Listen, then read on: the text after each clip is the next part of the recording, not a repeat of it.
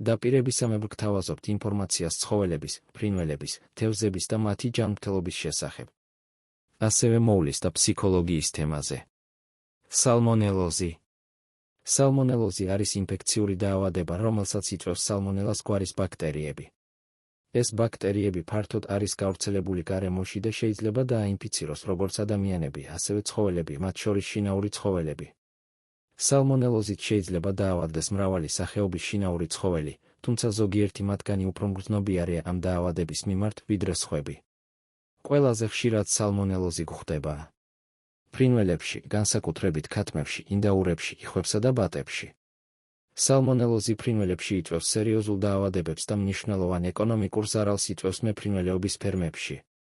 ღორებში, სალმონელოზი ღორებში ხშირად ასიმპტომურად მიმდინარეობს, თუმცა ზოგჯერ შეიძლება გამოიწვიოს დიარეა და სხვა საჭმლის მომნელებელი პრობლემები.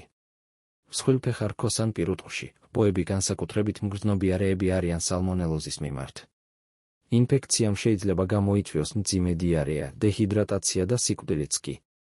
ცხენებში, სალმონელოზი ცხენებში შეიძლება იყოს ძალიან მძიმე, განსაკუთრებით ფურებში და ახალგაზრდა ცხენებში. ძაღლებსა და კატებში, ძაღლები და კატები შედარებით მდგრადები არიან სალმონელოზის მიმართ, თუმცა მათაც შეიძლება დაემართოთ ინფექცია, განსაკუთრებით თუ იმუნიტეტი დაქვეითებული აქვთ. სალმონელოზით ინფიცირების რამდენიმე გზა არსებობს. დაბინძურებული საკვები და წყალი. ყველაზე გავრცელებული გზაა სალმონელათი დაბინძურებული საკვების ან წყლის მიღება. საკვები შეიძლება დაბინძურდეს ფეკალური მასებით, მღრღნელებით, მწერებით ან სხვა ცხოველებით. ფეკალურ-ორალური გზა, სალმონელა შეიძლება გავრცელდეს ინფიცირებული ცხოველების ფეკალიებთან კონტაქტით. დაბინძურებული გარემო, სალმონელა შეიძლება გადარჩეს გარემოში დიდი ხნის განმავლობაში და დააინფიციროს ცხოველები დაბინძურებულ ზედაპირებთან კონტაქტით. დედიდან შვილზე გადაცემა, ზოგიერთ შემთხვევაში სალმონელა შეიძლება გადაეცეს დედიდან შვილს ორსულობის ან მშობიარობის დროს. სალმონელოზის სიმპტომები შეიძლება განსხვავდებოდეს ცხოველის სახეობის, ასაკისა და იმუნური სისტემის მდგომარეობის მიხედვით.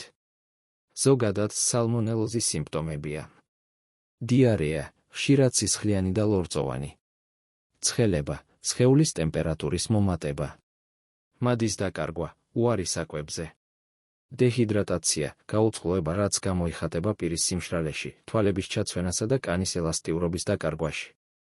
სისუსტე და ლეთარგია, დაღლილობა და აქტივობის დაქვეითება. მუცლის ტკივილი, ცხოველი შეიძლება იყოს მოუსვენარი და გამოხატავდეს ტკივილს მუცლის არეში. გულისრევა და ღებინება, ზოგიერთ შემთხვევაში. სპონტანური აბორტი, ორსულ ცხოველებში.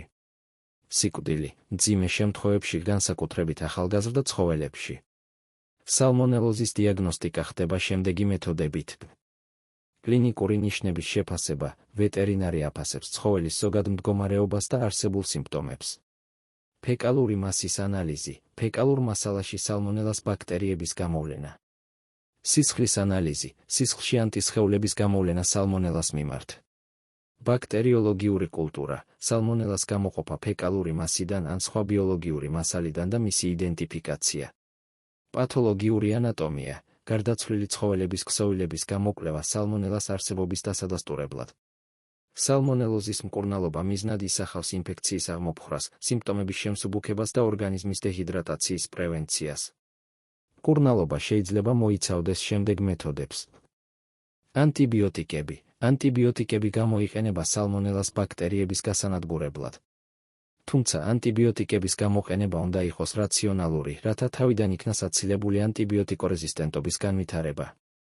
ენროფლოხაცინი, პტორქინოლონების ჯგუფის ანტიბიოტიკი, ეფექტურია სალმონელას წინააღმდეგ. ცეპტიფური, ცეფალოსპორინების ჯგუფის ანტიბიოტიკი გამოიყენება მძიმე ინფექციების დროს. ამოქსიცილინი, პენიცილინების ჯგუფის ანტიბიოტიკი გამოიყენება ზომიერი ინფექციების დროს. ელექტროლიტები და სითხეები, დეჰიდრატაციის თავიდან ასაცილებლად და ორგანიზმის წყლის ბალანსის აღსადგენად. რინგერის ხსნარი, ინტრავენური ინფუზიისთვის. ელექტროლიტური სითხეები, პერორალური მიღებისთვის. ადსორბენტები, ტოქსინების შესაკავშირებლად და ნაწლავებიდან მათ მოსაშორებლად. აქტივირებული ნახშირი, გააქტიურებული ნახშირი. კაოლინი და პექტინი. პრობიოტიკები, ნაწლავის მიკროფლორის აღსადგენად. სიმპტომური მკურნალობა, ტკივილის შესამსუბუქებლად და სხვა სიმპტომების გასაკონტროლებლად. არასტეროიდული ანთების საწინააღმდეგო საშუალებები, როგორიცაა ფლუნიქსინმეგლუმინი.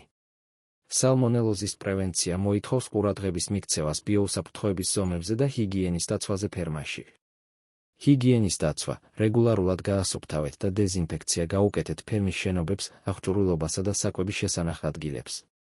საკვების უსაფრთხოება, შეინახეთ საკვების სუფთა და მშრალ ადგილას, რათა თავიდან აიცილოთ დაბინძურება. გამოიყენეთ მაღალი ხარისხის საკვები და წყალი.